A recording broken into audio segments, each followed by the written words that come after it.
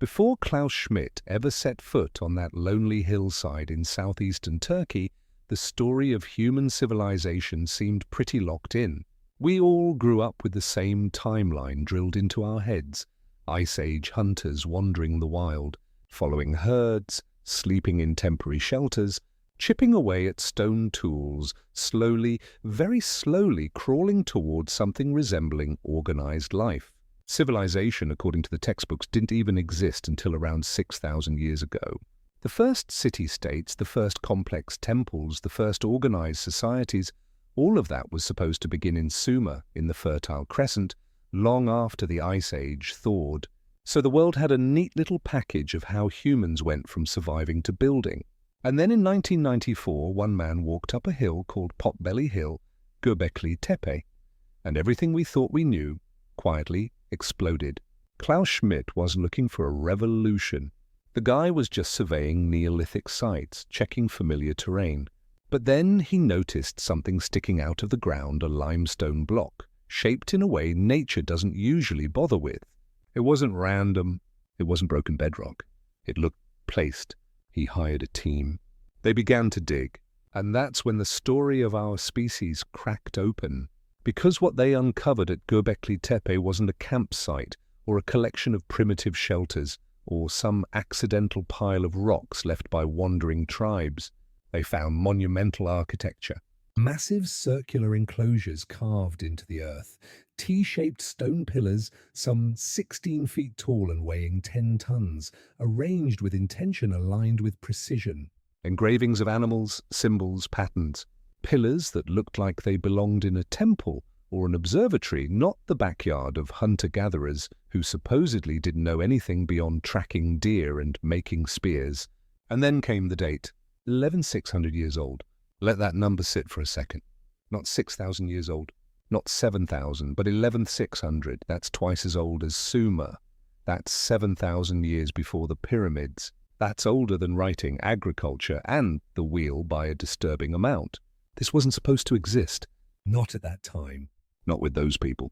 The official timeline says humans back then were simple, scattered, primitive nomads who hadn't yet figured out farming, let alone engineering. But Göbekli Tepe wasn't some campfire pit surrounded by people arguing about how to sharpen rocks. It was architecture, and not amateur stuff either. These pillars weren't carved with clumsy hands. They weren't dragged with desperate improvisation. They weren't arranged without planning. Whoever built this had mathematics engineering knowledge, a sense of astronomical alignment, division of labor, social organization, stone carving mastery, all thousands of years before the academic world says any of that was even possible. In other words, someone 11,600 years ago was way ahead of schedule. And that is where the real problem begins.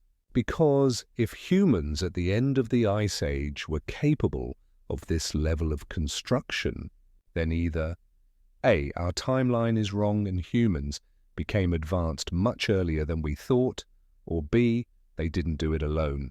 Both options are uncomfortable. Both options force a rewrite of human history that most institutions are not thrilled about. But Göbekli Tepe kept pushing. The more archaeologists dug, the more the site refused to match the story we'd been told. It wasn't built in a single burst of inspiration. The enclosures weren't from the same era. Some were older, some newer. The site wasn't occupied for a decade or a century. It was occupied for over 1,000 years. Think about that. 1,000 years. The Roman Empire rose and fell in less time. And this was happening before cities, before agriculture, before any written record. These weren't random people passing through. This was continuity, a culture that stayed in one place long enough to build, destroy, rebuild, redesign, and evolve its structures according to the shifting night sky. Yeah, the night sky. Because Göbekli Tepe wasn't just built with engineering skill. It was built with purpose. The enclosures are angled towards Sirius, the brightest star in the sky. A star almost every ancient civilization later worshipped or marked in their calendars. Except this was 12,000 years ago, way before anyone was supposed to be tracking anything. If you zoom out, the construction, the alignment, the engineering, it all points to the same conclusion. This wasn't random. It was planned. It was coordinated. It was sophisticated. And here's where today's archaeologists start sweating a little, because the entire foundation of human historical scholarship rests on the idea that civilization started only after humans settled down, farmed crops, domesticated animals, and built permanent homes. But Göbekli Tepe flips that upside down. Here was a monumental stone complex built by people who, according to the textbooks, didn't even have permanent houses yet. They supposedly wandered around with no real structure to their lives, but somehow they came together to carve, transport, and erect pillars weighing more than a school bus. It's like waking up one morning and learning that your great-great-grandparents were secretly astronauts. The story just doesn't add up. And the more we learned, the more it fractured the old narrative, because Göbekli Tepe is only the beginning. The whole thing is deliberately buried, intentionally filled in with sand, gravel, and debris around 10,000 years ago. Not weathered, not eroded, not left to rot, buried on purpose. Why? To protect it? To hide it? To preserve a message? Those questions hang in the air like smoke. But the answer doesn't come in this part of the story. The answer comes later, when we connect Göbekli Tepe to other sites, other ruins, other pieces of a puzzle scattered across southeastern Turkey and far beyond. For now, all that matters is this. What Klaus Schmidt found on Potbelly Hill is older than history, and it shouldn't exist. But it does.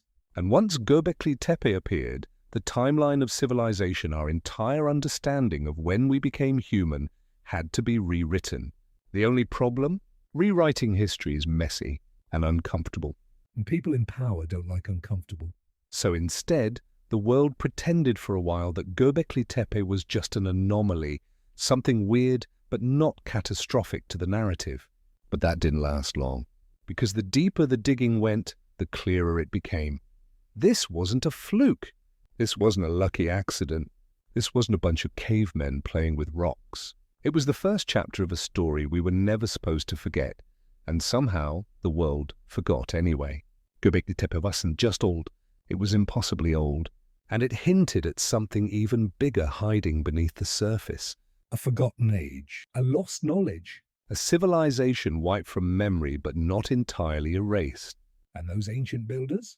They left something behind for us, something carved in stone, something meant to be found at a very specific moment in time. Their message doesn't appear until later in the story, but when it does, it changes everything. When archaeologists expanded their dig beyond that first limestone block, the ground began giving up secrets piece by piece, massive.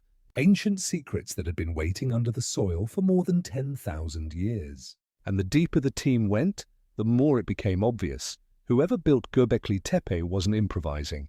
They weren't experimenting. They weren't stumbling through trial and error.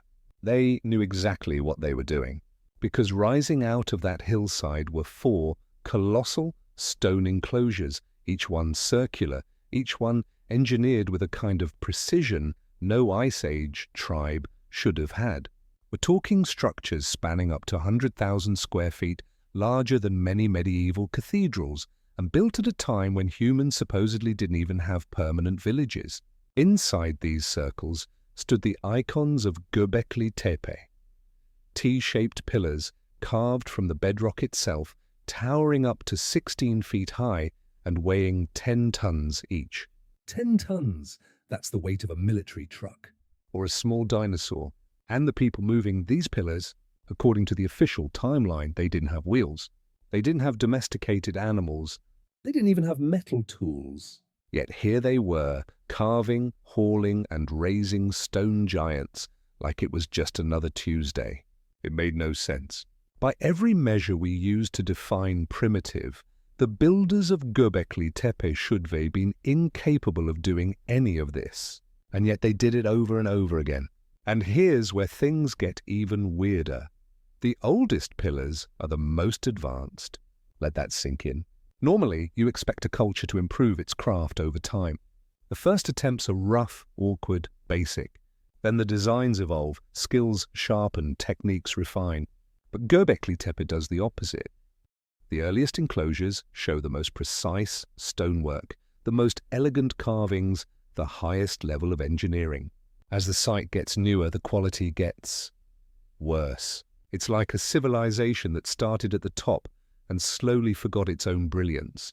Or if you prefer the uncomfortable version, it's like a group of ordinary people inheriting skills from someone else, then losing that knowledge over generations. Either scenario is enough to make historians break out in a cold sweat. But this wasn't just an isolated temple. It wasn't a freak outlier. And it wasn't abandoned after a quick ritual phase. The excavation revealed something astonishing. Göbekli Tepe was occupied for over 1,000 years. A 1,000-year construction project. Maintained, adapted, rebuilt, redesigned. Think about the scale of coordination, the social structure required to keep something like that alive for that long. This wasn't a group of wandering clans bumping into each other and saying, "Hey, want to carve a 10-ton pillar while we starve?" No, this was organized labor. Shared religious or cosmological beliefs, leadership, planning, division of roles, architecture, astronomy, artistry. Knowledge passed down through generations. Whoever directed this place, they weren't winging it. But Göbekli Tepe still had more to reveal, because the 4 massive enclosures uncovered so far represent only the beginning. Ground-penetrating radar showed at least 15 to 20 more buried circular structures surrounding the site. And based on spacing, size, and depth, researchers estimate there are over 200 additional pillars still underground, still untouched. That means what we see today, those iconic stone circles that shocked the world, that's only 5% of the entire site. 5%. Imagine someone shows you just the tip of the Eiffel Tower and says, "Yeah, that's all you need to see." Now scale that up to an ancient civilization nobody even knew existed. That's Göbekli Tepe. And as more pieces came out of the earth, a pattern started forming, one that didn't look accidental. These stone circles weren't randomly placed. They weren't arranged for aesthetic purposes. They weren't just cool places to hang out. They were oriented precisely toward a single point in the sky, Sirius, the brightest star visible from Earth, a star that countless ancient cultures later worshipped, tracked, charted, and aligned monuments with. But Göbekli Tepe predates all of them. According to the textbooks, no one should have known anything about Sirius 11,600 years ago. But the builders of this site not only knew it, they followed it for over a millennium. As Sirius drifted across the heavens due to the slow wobble of Earth's axis, the people of Göbekli Tepe built new enclosures aligned to its updated position. Generation after generation, they kept recalibrating the monument to match the shifting sky. That means these builders weren't just engineers. They were astronomers, deep, patient observers of the cosmos. To track a star over centuries, a society needs stability, leadership, shared beliefs, generational record-keeping, a calendar system, people who aren't busy hunting every waking moment, and enough spare time, resources and food to support specialized astronomer priests. That doesn't describe a struggling hunter-gatherer tribe. That describes a culture with organization, a culture with structure, a culture with purpose. And yet, according to traditional archaeology, none of that should have existed at the end of the Ice Age. This is why Göbekli Tepe cracked the foundation of human history, because no matter how you explain it, no matter what angle you take it, forces a question: where did these people get their knowledge? Either humans developed advanced skills far earlier than anyone believed, or they inherited knowledge from survivors of a forgotten civilization. That idea used to be fringe. Now it's not so crazy, especially when you look at the artwork carved into the pillars: snakes, scorpions, foxes, birds, human-animal hybrids, symbols that look like constellations, maps of the sky, stories carved in stone. Some panels are so detailed they look like the artists were trying to record something important, something they wanted future generations to understand. Many cultures around the world do this. They carve warnings. They carve memories. They carve events too terrible to trust to oral tradition alone. And the deeper we go into Göbekli Tepe's artwork, the more it feels like the site wasn't just a temple. It was a message from people who had seen something catastrophic, something world-ending, something they never wanted humanity to forget. But that message doesn't fully reveal itself until you focus on one particular pillar, a single stone slab that changes the game. A pillar that doesn't just depict animals or symbols, it depicts a date, a specific moment in time, a moment before Göbekli Tepe was even built, a moment that may explain everything who they were, what they feared, why they built this place, and why they buried it. That moment lives on Pillar 43, the vulture stone. And once you understand what's carved into it, the entire story of Göbekli Tepe transforms from interesting archaeological site to a warning left by the survivors of a global disaster. In the next part, we'll step closer to that message. We'll decode the carvings, we'll follow the constellations, and we'll see exactly what those ancient builders were trying to tell us. If the stones of Göbekli Tepe were impressive on their own, what came next pushed the entire site from mysterious into impossible. Because the deeper archaeologists studied the layout, the angles, the orientations, the sight lines, the more the answer kept pointing upward. Toward the sky, toward the stars. Towards something ancient people weren't supposed to know anything about. And at the center of it all was Sirius, the dog star, the brightest point in the night sky.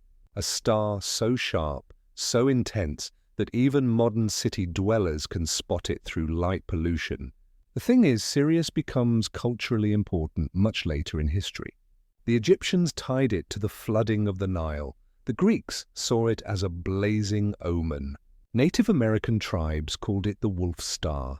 Babylonians charted it. Chinese astronomers recorded it. But all of those civilizations came thousands of years after Göbekli Tepe was already old. Civilization didn't officially exist when these structures were built. Yet somehow, the builders of Göbekli Tepe were tracking one of the most important stars in the sky.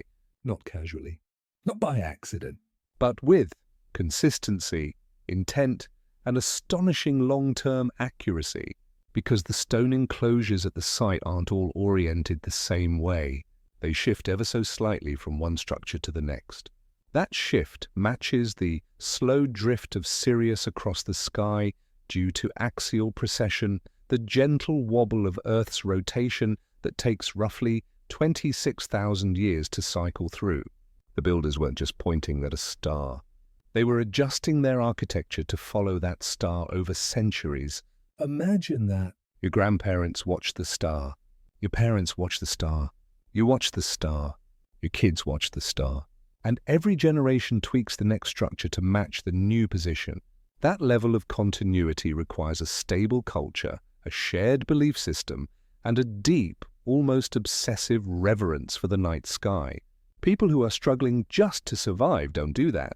Societies on the brink don't track star positions with generational precision. Nomadic hunter-gatherers don't build stone observatories and maintain them for 1,000 years. But the residents of Göbekli Tepe did, and that's when archaeologists realized this site wasn't just a temple. It was a sky temple, a place built to watch the heavens slowly move. A kind of ancient observatory, a time capsule made of stone, a record-keeping system written with shadows and sunlight instead of ink. And if you zoom out and overlay the site's orientation on the sky, as it appeared 12,000 years ago, the picture becomes undeniable. Göbekli Tepe is aligned with Sirius, perfectly, deliberately, but that was only the beginning, because next came the carvings, the artwork, the symbols, and among them was one pillar that didn't just hint at astronomy, it screamed it. A tall, slender, T-shaped monolith known simply as Pillar 43, the Vulture Stone.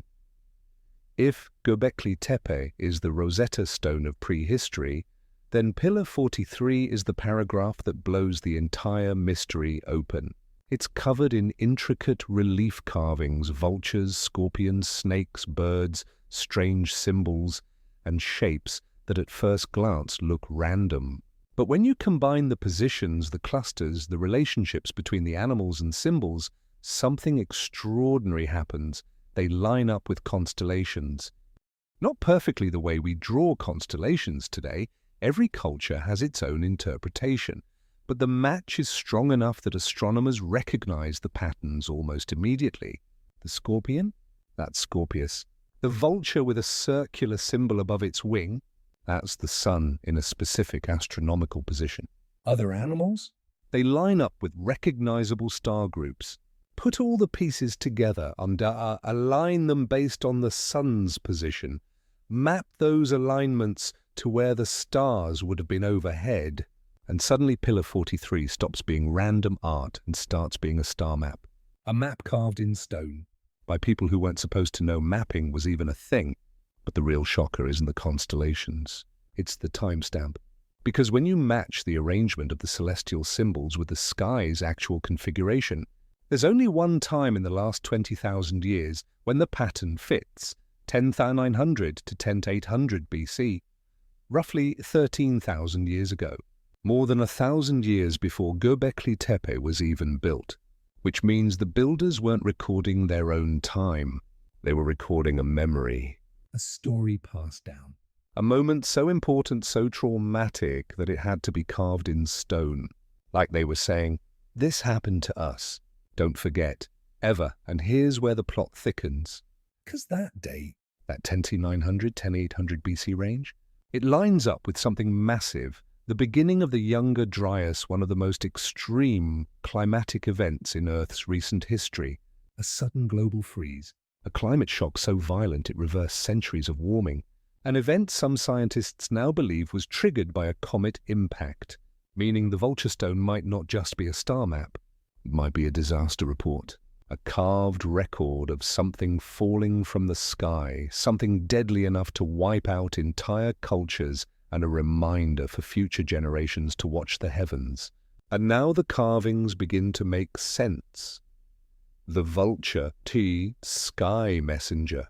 The sun above the wing, TT, position of the sky at a specific time. The scorpion, Ta, the constellation Scorpius in that era. The strange symbols, markers for other star groups. The headless human figure at the bottom, i.e. death. The snake symbol, possibly a comet or meteor stream approaching from the south. This wasn't decorative art. It was a coded warning. A celestial timestamp. I remember the day the sky fell carved into rock. And that's why Göbekli Tepe started to feel less like a mysterious temple and more like the remnant of a civilization that went through something catastrophic and decided to leave behind a message for whoever came next. The people living here weren't just building to honor the heavens. They were building to study them, to track them, To understand them. because the sky had betrayed them once, and if they weren't careful, it could betray them again. But there was still one more twist, one more detail that archaeologists couldn't ignore. While the pillars showed increasing simplicity over time, the astronomical knowledge remained consistent. The site was rebuilt again and again, always pointing to Sirius, always preserving the memory encoded in the vulture stone. It was as if the entire complex was an evolving, intergenerational project dedicated to a single purpose. Never forget what happened. Never stop watching the sky. Göbekli Tepe wasn't just a holy site. It was a cosmic alarm clock, a warning system built after a disaster so devastating that survivors might have feared humanity wouldn't survive long enough to remember it without help. They carved their trauma into the pillars. They encoded it in constellations. They aligned their sacred spaces with the brightest star in the night sky, maybe a symbol of hope, maybe a marker, maybe a cosmic compass. But the message is clear. Something happened. It mattered. And they wanted us to know what exactly happened and why they went to such extremes to preserve the memory is the next chapter of the story. And it begins with fire, Falling from the sky. shattering an ice age world. The Younger Dryas wasn't just a cold snap. It was the turning point for everything that came after civilization, myth, memory, survival. And Göbekli Tepe is the monument left behind by the people who lived through it. For more than 2.5 million years, the Earth lived under a kingdom of ice. Glaciers covered entire continents, miles thick, heavy enough to crush mountains and silence landscapes. Humans evolved under that slow, predictable cold. The world barely changed, and in that stillness we learned to survive. But around 12,900 years ago, that stability snapped. The warming trend that had lasted for millennia suddenly reversed so fast it almost defies belief. Ice cores from Greenland show the temperature didn't fall over centuries. It dropped in a single generation, 10 degrees, maybe more. Imagine your entire world warming for thousands of years, and then your children are born into a frozen Earth. That sudden plunge into cold is what scientists call the Younger Dryas, but that name doesn't capture what it must have felt like. To the people who lived through it, it must have felt like the sky itself had betrayed them.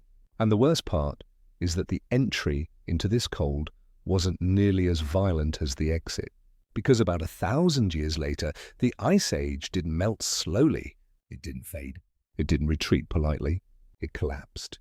The ice sheets across North America and Europe melted with a speed that makes modern climate change look like a calm afternoon. Millions of cubic miles of ice dissolved in what looks, from geological evidence, like weeks. Weeks. Not hundreds of years, not dozens. But an event so sudden the entire planet reeled. Floods swept across continents. Rivers changed course. Sea levels jumped. Ecosystems buckled. Something enormous must have hit the Earth to cause that level of chaos. And when archaeologists decoded the star map on the Vulture Stone, placing its timestamp at roughly 10,900 to 10,800 BC, the pieces started falling into place. A mega comet once wandered our solar system, a giant nearly 100 miles across. Not just ice, but dust, metal, rocky debris, raw material, big enough to scar a planet. Around 20,000 years ago, it shattered. Millions of fragments spread into an enormous debris stream. Some of those fragments became Comet Encke. The rest became a cosmic minefield the Earth still passes through every year. We call it the Taurid meteor stream. Most years, it's harmless. A few shooting stars, a bright streak across the sky, a little show. But inside the Taurids are dense clusters, thick clouds of the original comet's broken body. And when Earth crosses one of those clusters, the sky doesn't light up. It detonates. Scientists now believe that around 12,900 years ago, Earth slammed into one of those dense pockets. Multiple impacts struck the massive ice sheets. Firestorms swept across continents. Shockwaves tore through frozen plains. The atmosphere filled with dust and smoke. The world plunged into darkness and cold. And if you were alive then, you would have looked up and watched fire fall from the sky. You would have heard explosions rolling across the ice like distant thunder. You would have watched the world you knew die in a matter of days. That's the trauma carved into the stones of Göbekli Tepe. Because when the Younger Dryas ended, when the ice melted in a violent roar, humanity emerged into a new world. A warmer world, a flooded world. A world beginning again, and the people who survived didn't just rebuild. They remembered. On the Vulture Stone, a headless human figure lies at the bottom. A symbol of death. Above it, serpent-like forms curl downward. In many ancient cultures, snakes represent things falling from the sky. The message feels almost painfully clear. Something came from above. Something deadly. Something unforgettable. Nearby, Pillar 56 shows waves, huge curling forms, and animals fleeing. A flood. A drowning. A memory of a world swallowed by water. Then there's Pillar 18, the only pillar with what might be a written word. Some believe it says God. Whether it's a name, a plea, or the desperate cry of someone who watched their world end, no one knows. But the emotion carved into the stone is unmistakable. You can feel it: fear, shock, grief, a need to warn. And when you stand at the site and feel the silence of those stones, it becomes hard to shake the idea that Göbekli Tepe wasn't just built to worship. It was built to remember. The people who constructed these pillars tracked the stars, watched the heavens, and aligned their structures to Sirius. They carved the constellations. They encoded dates. They left behind the precise moment when everything changed. It wasn't art. It wasn't a story. It wasn't myth. It was a warning. This happened to us. This can happen again. Look at the sky. Do not forget. And then, thousands of years after these people carved their memories into stone, they did something almost as mysterious as building the site itself. They buried it. Not naturally, not by accident. But carefully, deliberately, as though saving it for someone in the future, someone who would need to understand what happened. Maybe that someone is us. Because the truth Göbekli Tepe points to is simple and terrifying. The sky is not always our friend. It gives life, yes, but it also takes it away. And the builders of Göbekli Tepe were the survivors of a time when the heavens opened and the world burned, froze, drowned, and then began again. They carried that memory, and they carved it into stone so it would outlast them. So it would outlast everything. So one day, when the world was ready, the message would be found. And now we have found it. When Göbekli Tepe crashed into the timeline of human history, it didn't just raise questions, it raised suspicions. Because nothing that advanced should have existed at that age unless it wasn't alone. And sure enough, it wasn't. Not long after the excavation at Göbekli Tepe began turning heads around the world, researchers widened their surveys of the region. They expected to find small camps, maybe scattered fire pits, or the remnants of temporary shelters. What they found instead was the start of a pattern so big, so unexpected, and so disruptive that it forced archaeologists to rethink everything they thought they knew about early human life. 40 miles away, another hill, quiet, dusty, unremarkable, hid a secret just as old, just as massive, and maybe even more astonishing. Karahan Tepe, where Göbekli Tepe rose like a cosmic temple, Karahan Tepe felt different the moment the first stones were uncovered. This wasn't just ceremonial space. This wasn't just a place to stare at the heavens. Karahan Tepe felt lived in. There were rooms carved into bedrock, channels that looked like water systems, circular structures that might have been homes, Storage pits. flat stones used as grinding surfaces, tools scattered across floors that once echoed with footsteps. People didn't just visit Karahan Tepe, they stayed there. They worked, they ate, they slept, they lived. Göbekli Tepe was never meant to be a home. Karahan Tepe, though Karahan Tepe breathed like a town. And it wasn't alone either. Because as excavations continued, the Turkish government made a stunning announcement in 2021. There weren't one or two of these sites. There weren't even 5. There were 11. 11 separate hills, each with structures similar to Göbekli Tepe, forming a ring around the region. A network, a cluster, a system of connected sites spread across roughly 100 miles. Archaeologists call it Taş Tepeler, the stone hills. Suddenly Göbekli Tepe didn't look like an anomaly.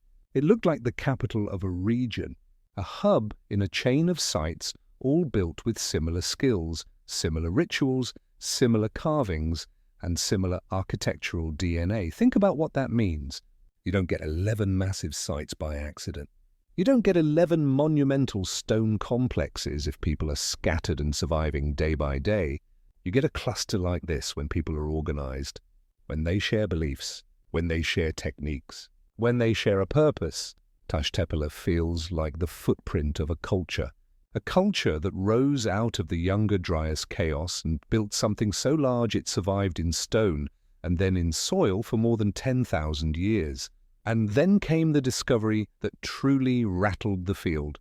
Bonkuklu Tala, 180 miles east of Göbekli Tepe, workers building a dam uncovered something that should not have existed at that time. A settlement older than Göbekli Tepe, a settlement with architecture. With public buildings, with private rooms, with storage spaces, And unbelievably, with a sewer system. a sewer system. 12,000 years old. At a time, archaeologists claimed humans didn't even have permanent houses. The rooms in Bonkuklu Tala were arranged in ways that feel startlingly modern. Some were communal, some private. Walls were plastered, floors were leveled. Drainage flowed through the complex like an early ancestor of city plumbing. And then there were the beads. Over 130 skeletons were found in the settlement, each one buried with hundreds or even thousands of tiny beads. 500,000 beads in total. Beads don't make themselves. That's hours of labor, days, weeks. Someone was a full-time bead maker. Someone else was a full-time carver. Someone else was grinding grains. Someone else was shaping tools. This is division of labor. This is specialization. This is society. Hunter-gatherer tribes don't have spare time to craft tens of thousands of decorative beads. People scrambling for survival don't build sewer systems and meeting halls. The people of Göbekli Tepe weren't scrambling. They were thriving. And as those discoveries piled up, Göbekli Tepe, Karahan Tepe, Sefer Tepe, Harbetsuvan, Sayburch, the picture sharpened. This wasn't random. This wasn't accidental. This wasn't primitive tribes getting lucky. This was a civilization. A real one. 12,000 years old. Think about how radical that is. For decades, we've been told permanent settlements didn't exist until farming began. That farming began around 10,000 years ago. That cities didn't appear until 6,000 years ago. But here we have settlement clusters from 12,000 years ago. Communal buildings, division of labor, complex architecture, shared religious sites, sewer systems, astronomy, carvings, symbolic communication, trade goods. And they all appear almost immediately after the Younger Dryas ended. It's like the world rebooted, and when the loading screen faded, an entire culture was already up and running. That's the part traditional archaeology can't quite explain. If humans slowly learn to build, carve, organize, and plan, where is the slow build-up? Where are the earlier sites? Where are the practice rounds? Why does the technology show up at full power? Göbekli Tepe doesn't look like the first attempt at monumental architecture. It looks like the continuation of something earlier, something not yet found, or long destroyed, or lost beneath the mud of a catastrophe. Karahan Tepe doesn't feel like the very first attempt at a residential community. It feels like a memory, like the echo of knowledge carried forward.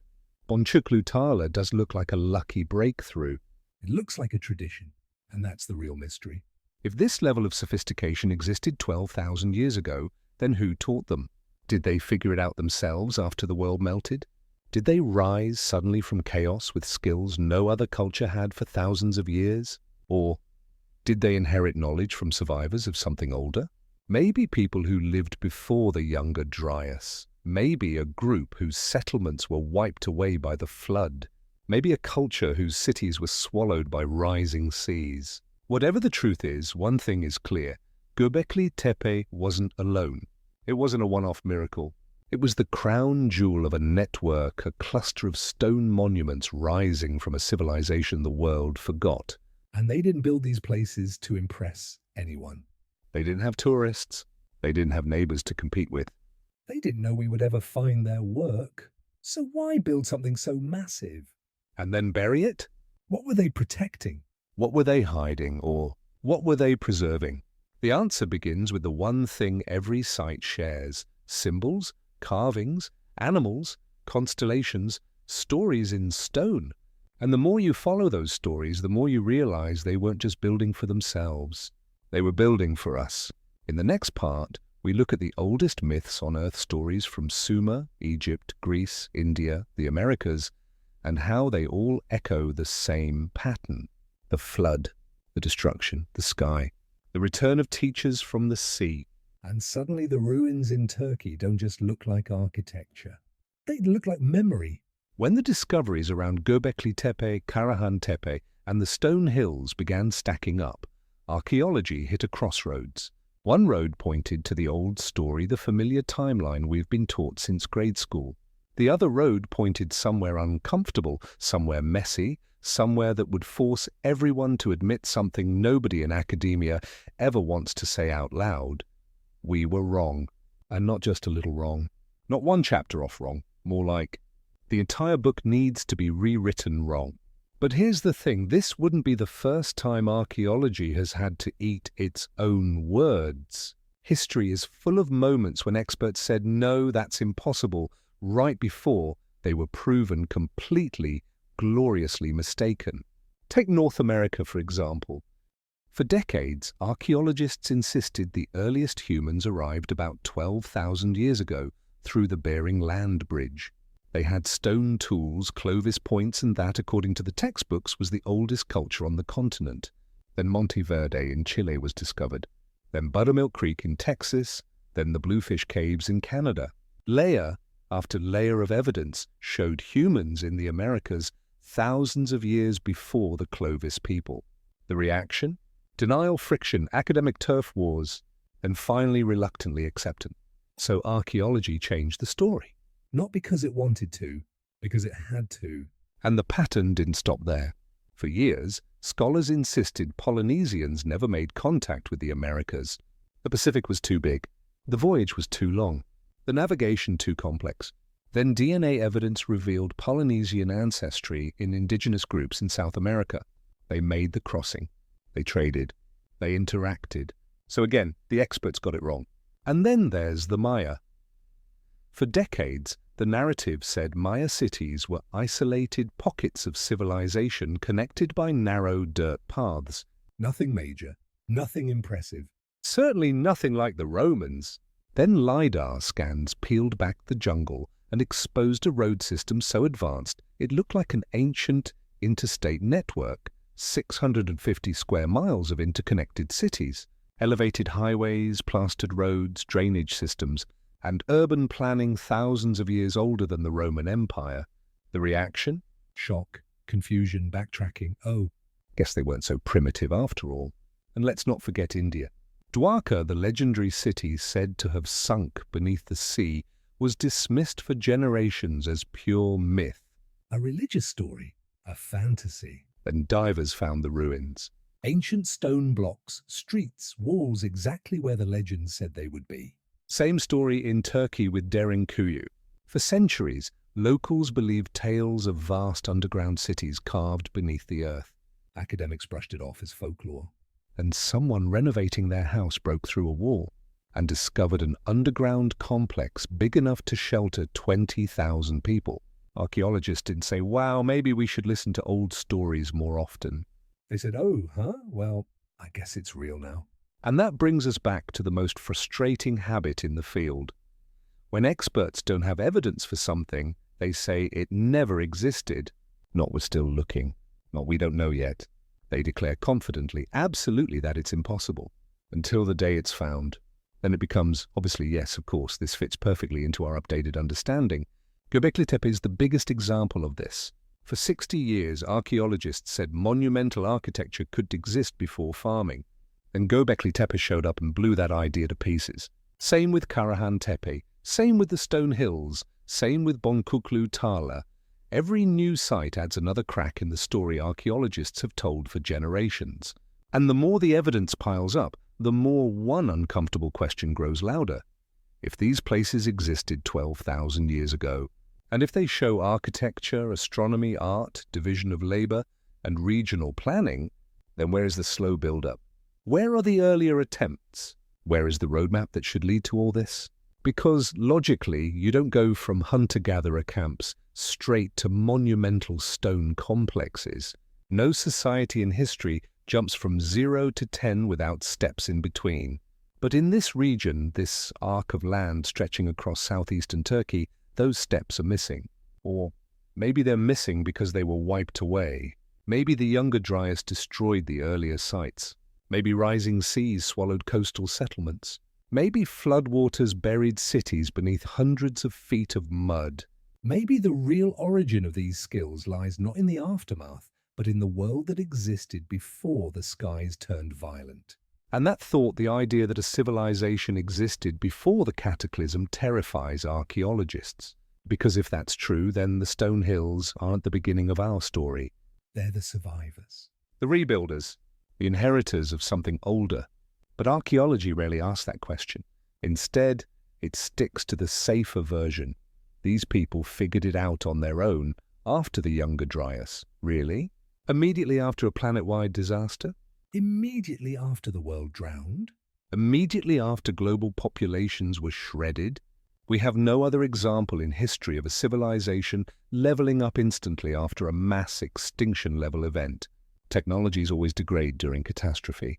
Cultures collapse. Knowledge disappears.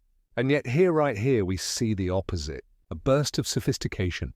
A sudden leap, symbolism, astronomy, stone engineering, regional planning.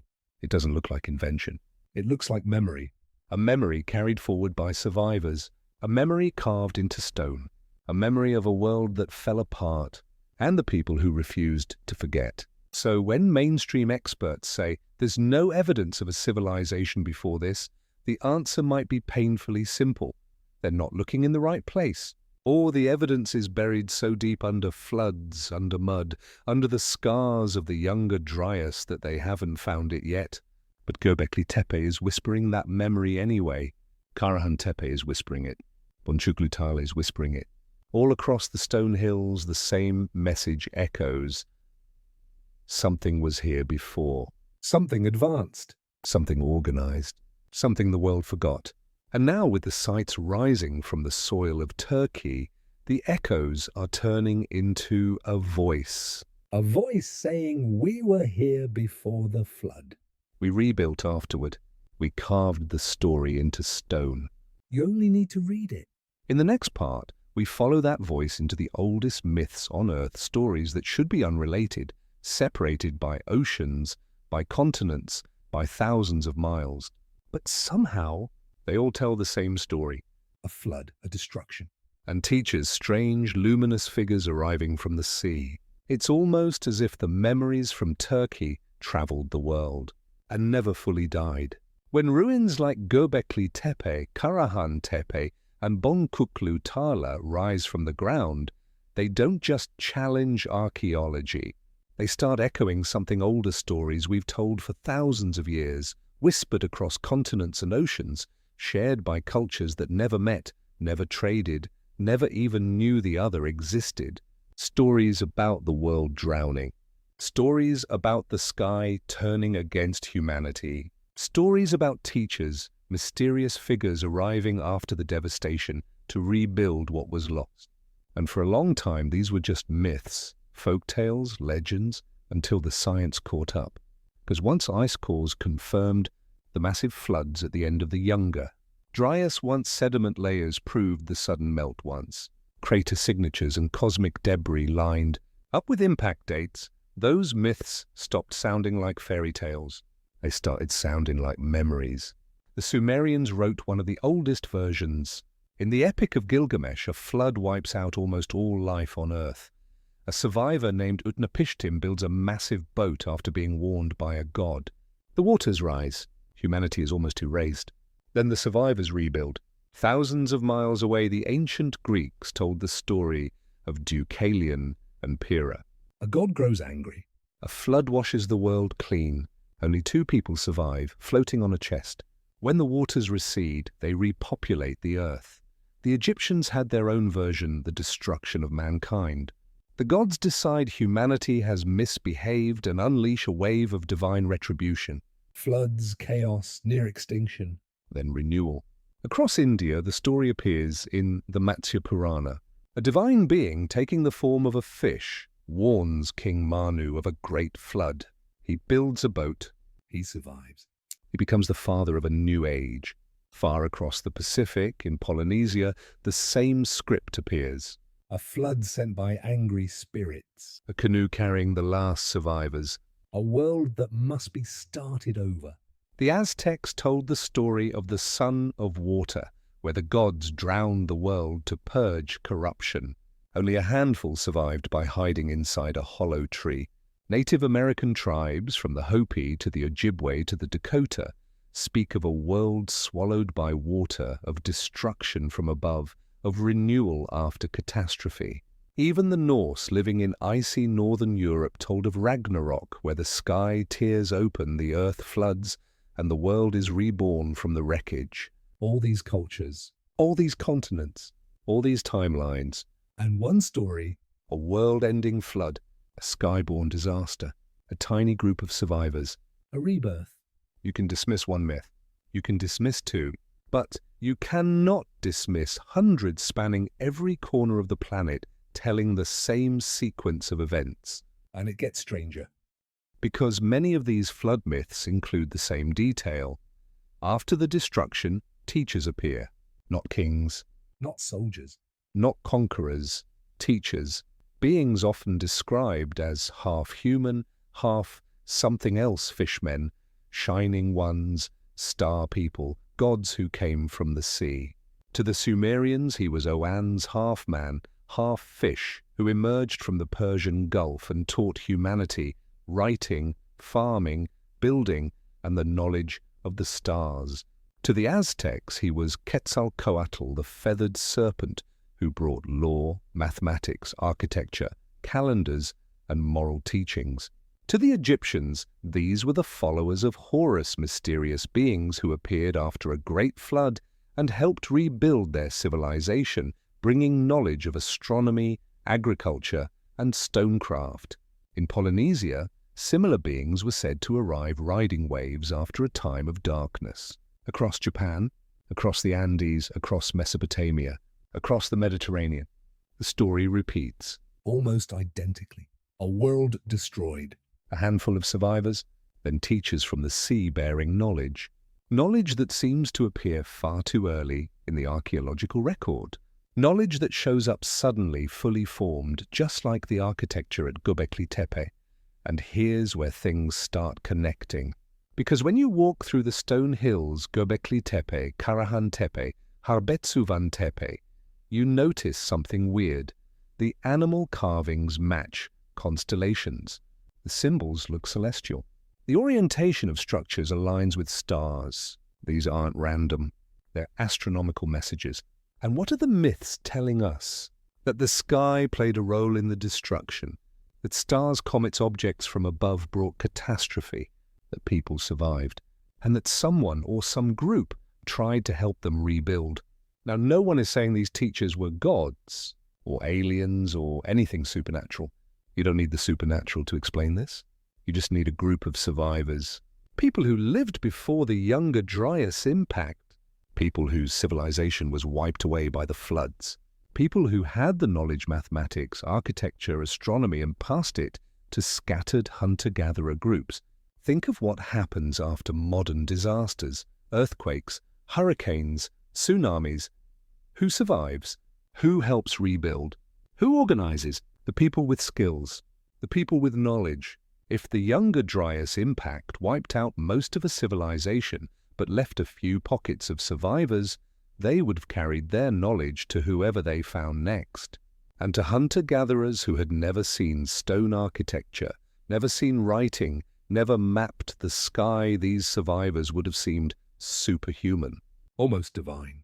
And here's where the stone hills start to feel less like the beginning of civilization and more like the second chapter of something older, because Göbekli Tepe appears with no precursor. No trial and error. No failed versions. It's already advanced. And the myths from around the world tell us the same thing. We learned from someone who came before, someone who survived, someone who remembered, someone who rebuilt. We never found the cities of that earlier civilization. Maybe they're underwater. Maybe they're buried under thousands of feet of mud. Maybe they were coastal, swallowed by rising seas. But their fingerprints might be here in the stone hills of Turkey, in the myths of the world, in the strange similarity of flood legends across every culture humans have ever created. It's almost as if the memories drifted across the world like seeds carried on the wind. Different languages, different continents, same story. A story carved into stone at Göbekli Tepe. A story whispered by the teachers who came after the flood, A story the world forgot. but refused to fully lose.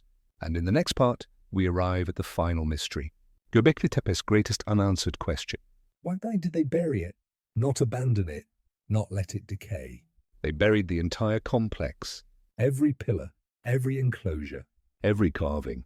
As if they wanted to keep it safe, or as if they wanted to hide something.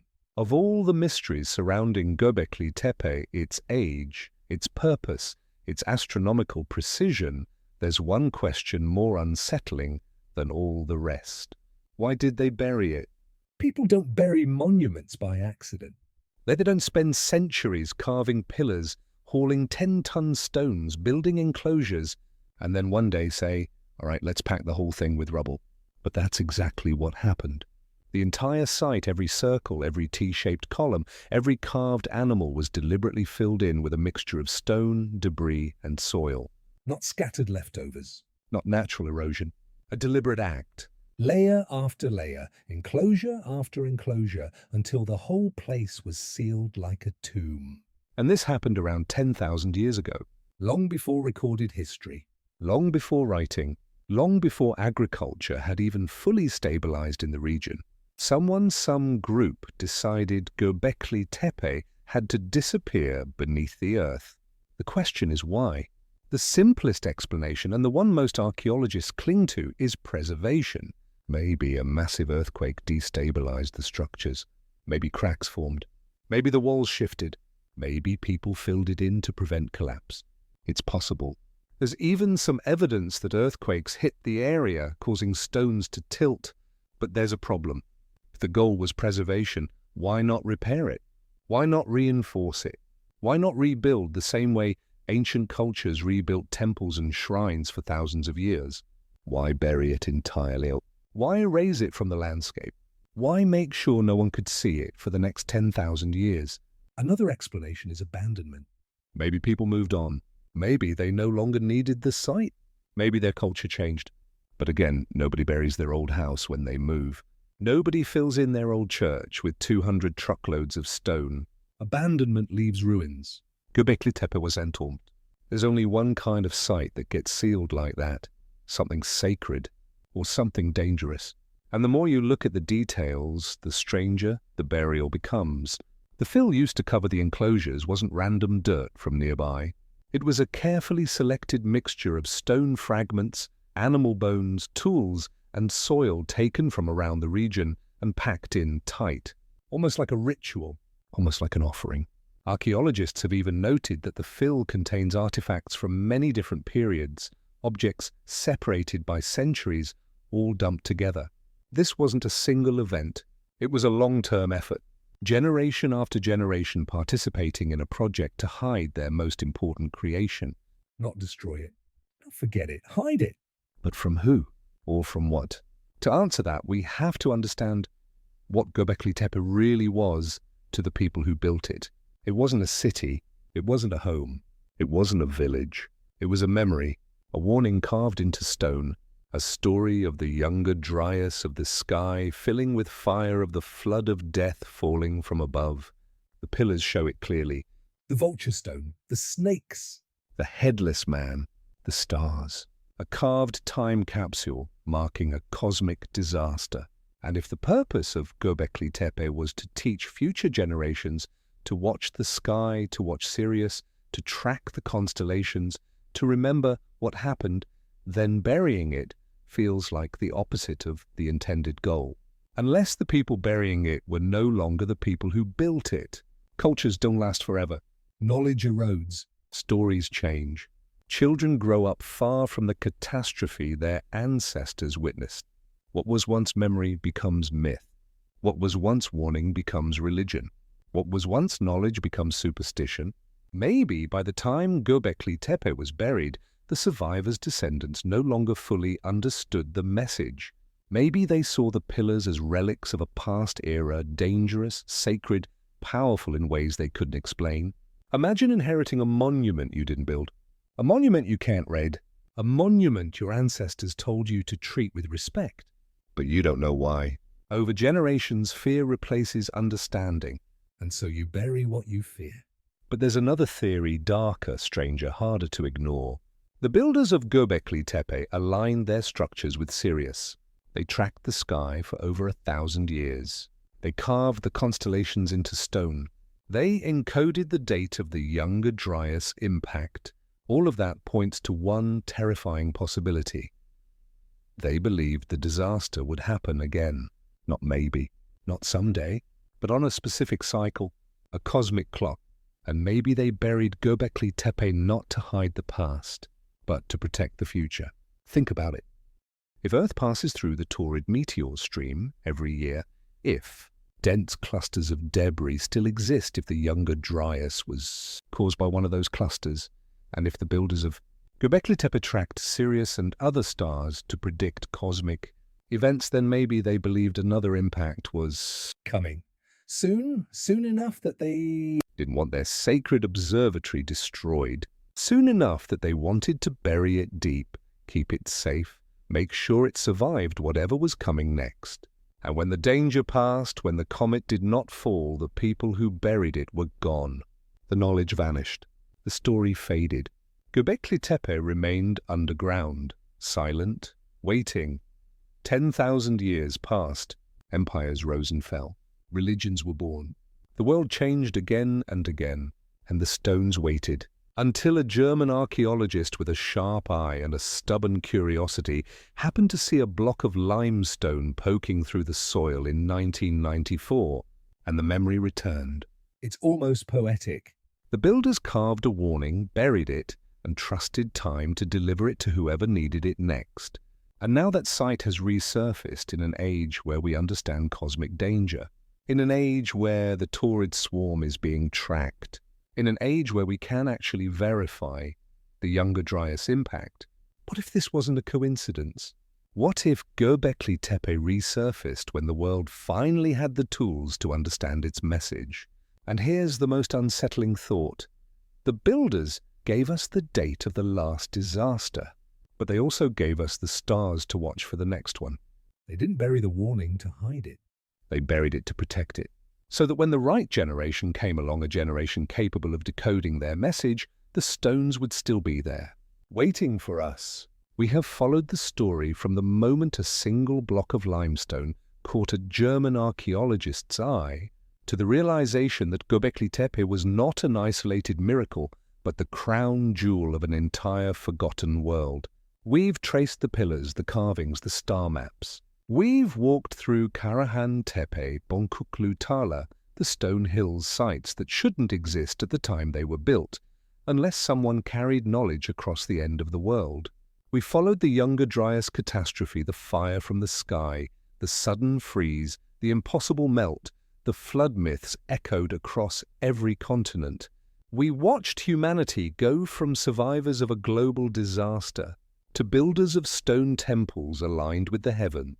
We uncovered the possibility that Göbekli Tepe wasn't just built, it was buried intentionally, carefully, ritualistically, as if protecting a message meant for a future civilization. And now here we are. The first generation with the astronomy, the technology, the data, the global communication to actually understand what the builders left behind. Their message is simple, haunting, and impossibly human. This happened once. It will happen again. Watch the sky. Do not forget, after thousands of years underground, the stones have returned to sunlight, and the story they tell is finally ready to be heard.